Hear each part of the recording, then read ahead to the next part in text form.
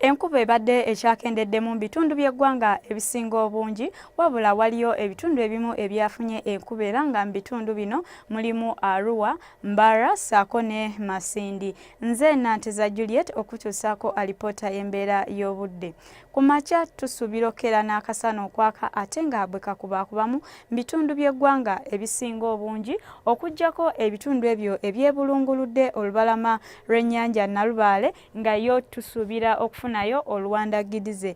Olw'eggulo ebitundu ebyo ebiri ku lubuubuuto olw'ebugwanjuba tusuubira okufunayo enkuba entonotono olwo nga n'ebitundu ebisigadde akasana tukasuubira okwaka ate ewamu nga bwe kakubaakubamu.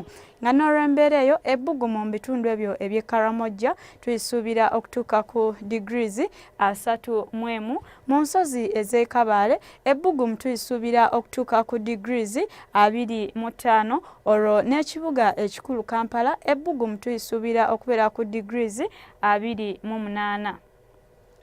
Bwe tulaako ku bibuga ebimu eby'ebunaayira Nairobi, Mumbai ssaako ne mu London tusuubirayo akasana okwaka ate ewamu nga bwe kakubaakubamu.